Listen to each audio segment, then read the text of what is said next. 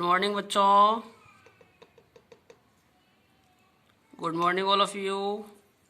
My self Rajendra Sharma. बच्चों, पिछले video में हमने पढ़ा था सेकंड विभक्ति कारक यानी द्वितीय विभक्ति कारक। उसमें हमने ये 3 सूत्र कंप्लीट कर लिए थे, जैसा कि आपको दिख रहा है। यहाँ तक हमने कंप्लीट पढ़ लिया था और इनके जो क्वेश्चन आंसर यानी कि वस्तुनिष्ठ प्रश्न जो हैं ऑब्जेक्टिव टाइप, उनको भी हमने पढ़ लिया था। अब आज हम इसका सूत्र नंबर 4 पढ़ेंगे। तो आइए बच्चों, सूत्र नंबर 4 की ओर चलते हैं। देखिए बच्चों, सूत्र नंबर 4 है उपान वध्याण वसः। इसका अर्थ हुआ उप, अनु, अधि तथा आ पूर्वक वस धातु के आधार को कर्म संज्ञा होती है। कहने का तात्पर्य, यदि वस धातु से पहले उप, अनु, अधि या फिर आ उपसर्ग लगा हुआ हो तो इनके कारण इनकी कर्म संज्ञा होती है और इनमें द्वितीय विभक्ति का प्रयोग हो जाता है। ठीक है बच्चों। दूसरी बात है कर्म संज्ञा होने का तात्पर्य, यहाँ देखो, सप्तमी विभक्ति को द्वितीय हो जाती है, यानी होनी चाहिए सप्तमी और हो जाती है कौन सी? द्वितीय।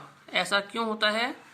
तो इनके कारण होता है, यानी वस धातु में पहले ये प्रत्यय जुड़ जाए या इनमें से कोई एक उपसर्ग जुड़ जाए, इनमें से कोई एक उपसर्ग जुड़ जाए वस धातु से पहले, तो सप्तमी के स्थान पर द्वितीय विभक्ति हो जाती है।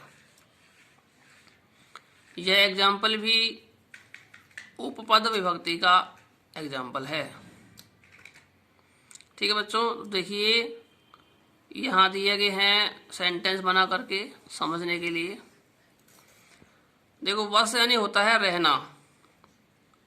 ठीक है बच्चों, वस का मतलब निवास करना या रहना। अब यहाँ उप प्लस वस धातु जुड़ेगी, तो यहाँ देखिए बच्चों, इसका अर्थ हुआ हरि वैकुंठ में रहते हैं, हरि वैकुंठ में रहते हैं। देखिए बच्चों, उपवसति, अनुवसति, अधिवसति और आवसति, इन सभी का अर्थ है रहना। ठीक है बच्चों, तो यहाँ देखिए, यहाँ पर सप्तमी विभक्ति का प्रयोग होना चाहिए, लेकिन यहाँ पर द्वितीय का प्रयोग हो रहा है। जैसे हरि वैकुंठ में रहते हैं, तो में जो कारक है, कारक चिन्ह है, वह सप्तमी विभक्ति का कारक चिन्ह होता है। और तो इसके अनुसार हमारा जो सेंटेंस है वह बनना चाहिए हरि वैकुंठे वसति। इस प्रकार से हमारा सेंटेंस बनना चाहिए था, लेकिन ये उपसर्ग आगे जुड़ने के कारण यहाँ आधार को द्वितीय हो जाती है, अर्थात सप्तमी विभक्ति हट जाती है और उसके स्थान पर द्वितीय का प्रयोग हो जाता है। तो यहाँ देखिए, सब में हरि ही वैकुंठम उपवसति, वैकुंठम में द्वितीय आ गई, तो वैकुंठम उपवसति, हरि ही वैकुंठम अनुवसति, हरि ही वैकुंठम अधिवसति, हरि ही वैकुंठम आवसति। इस प्रकार से सारे रूप या सारे सेंटेंस हैं जो बनेंगे। ठीक है बच्चों, तो ये एक सूत्र है, इसे आप लर्न करें। तो बच्चों देखिए, वापस सुन लीजिए एक बार। उप प्लस वस धातु है, उससे बनता है उपवसति। अनु प्लस वस धातु में हमारा शब्द बनता है अनुवसति। आदि प्लस वस धातु से बनता है आदिवसति और आ प्लस वस धातु से बनेगा आवसति। इन सभी का अर्थ होता है हरि वैकुंठ में रहते हैं। ठीक है, इसका एक रूप बनाया, हरि वैकुंठ में रहते हैं। तो इसका जो सेंटेंस बनेगा संस्कृत वाला वह बनेगा हरि ही वैकुंठे वसति। ठीक है बच्चों, यहाँ वैकुंठ में जो शब्द है वहाँ पर सप्तमी विभक्ति लगी हुई है, यानी में जो है वो सप्तमी का चिन्ह है, सप्तमी विभक्ति का कारक चिन्ह है। तो इसके अनुसार यहाँ वैकुंठे आ गया, लेकिन यहाँ पर ओनली फॉर वसति शब्द दिया गया है, इसलिए यहाँ वैकुंठे यानी सप्तमी का प्रयोग हुआ है। और यदि बच्चों देखिए यहाँ पर वस धातु में आगे इन उपसर्गों के जुड़ने के कारण वैकुंठ जो शब्द है उसमें द्वितीय का प्रयोग हो रहा है। जैसे हरि ही वैकुंठम उपवसति, हरि ही वैकुंठम अनुवसति, हरि ही वैकुंठम अधिवसति और हरि ही वैकुंठम आवसति, क्योंकि यहाँ पर सब कुछ ये सारे उपसर्ग जुड़े हुए हैं, इसलिए ऐसा परिवर्तन हो रहा है। अब बच्चों देखिए नीचे कुछ ऑब्जेक्टिव टाइप प्रश्न है, इन्हें आप खुद ही समझ लें। देखिए, उपपूर्वक वस धातु हो आधार किम संज्ञम स्यात्, तो कर्म संज्ञा, यानी उप के पहले जुड़ने पर, वस धातु से पहले उपसर्ग उप जुड़ने पर धातु की आधार संज्ञा कौन सी होती है, तो कर्म संज्ञा होती है। ठीक है, इसी प्रकार अन्य को आप देखेंगे। ठीक है बच्चों,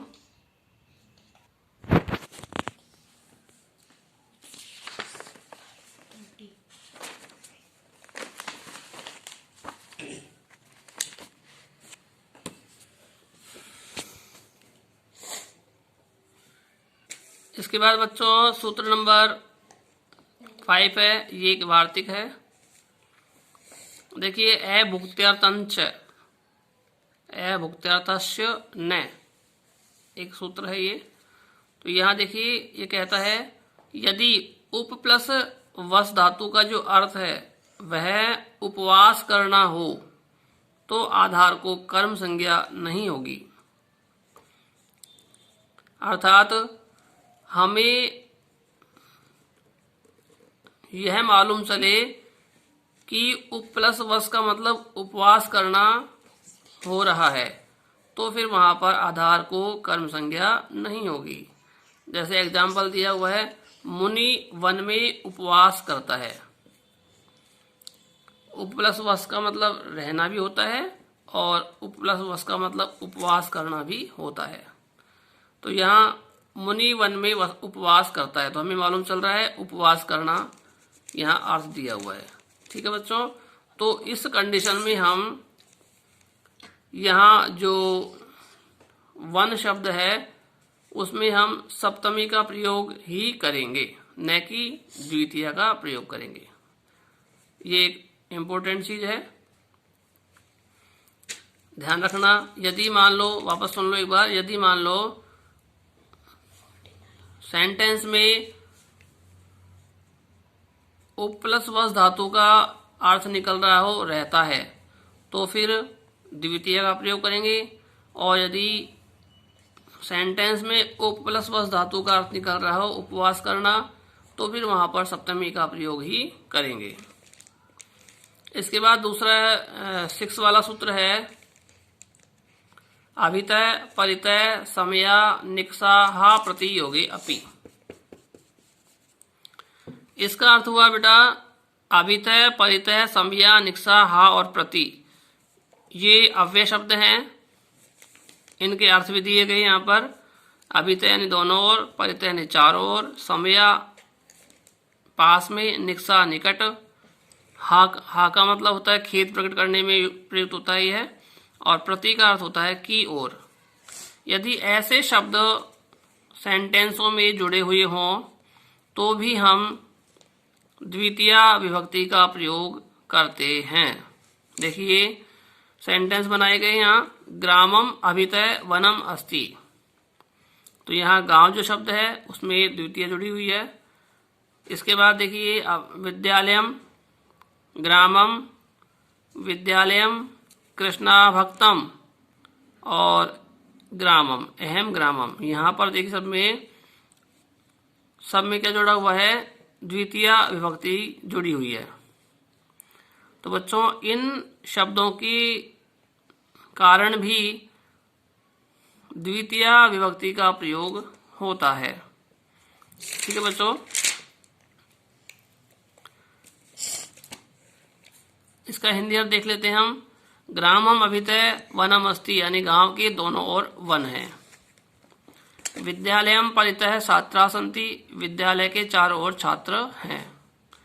ग्रामम समया उद्यानम अस्ति, अर्थात गांव के पास में उद्यान है, बगीचा है। विद्यालयम निकषा जनाः सन्ति, विद्यालय के निकट लोग हैं। कृष्णा भक्तम हा अस्ति, अर्थात कृष्ण के जो भक्त हैं उनके लिए खेत प्रकट किया गया है। अहम ग्रामम प्रति गच्छामि, मैं गांव की ओर जाता हूँ या जा रहा हूँ। इस प्रकार से ये शब्द बनते हैं, तो इन्हें आप ध्यान में रखेंगे। इसका 7 नंबर सूत्र है अकथितम च। देखिए बच्चों, अकथितम च, अकथितम च जो सूत्र है उसका अर्थ होता है अपादान आदि विशेषों से अविवक्षित कारक की कर्म संज्ञा होती है। अर्थात देखिए बच्चों, दूसरा इसका वो है निम्नलिखित 16 द्विकर्मक धातुओं की युग्म में कर्म संज्ञा होती है। 16 धातु ऐसी होती हैं जो 2 प्रकार के कर्म रखती हैं। तो इन सभी धातुओं में या इन सभी धातुओं के योग में द्वितीया विभक्ति का प्रयोग होता है। देखिए बच्चों, दुह, याच, पच, दंड, रुध, पृच्छ, ची, ब्रू, सास, जी, मथ, मुश, नी, री, वह और कृस, ये सारी धातुएं हैं 16 प्रकार की।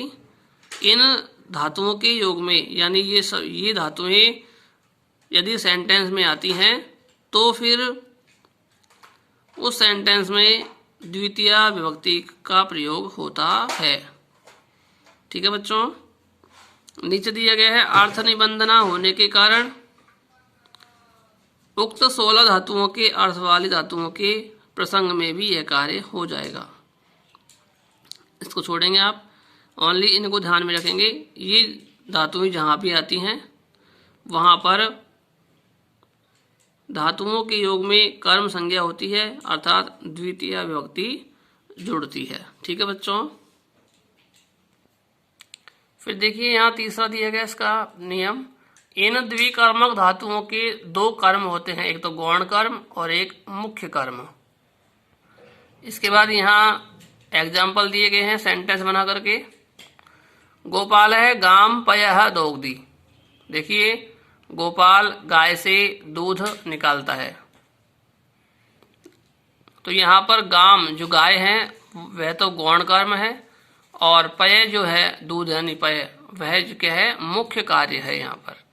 तो मुख्य कर्म और गौण कर्म 2 प्रकार के कर्म कहे गए हैं द्विकर्मक धातुओं के। ठीक है बच्चों, तो यहाँ पर द्वितीय विभक्ति का प्रयोग होगा।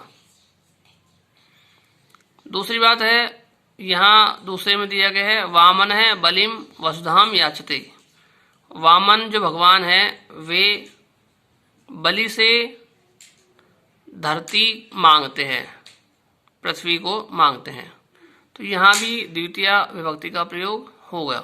ठीक है बच्चों, तो बच्चों इस प्रकार के जो शब्द हैं उनमें द्वितीय विभक्ति का प्रयोग होगा। ठीक है, यहाँ एक कुछ क्वेश्चन दिए गए हैं ऑब्जेक्टिव टाइप, उनको आप समझेंगे, उनको आप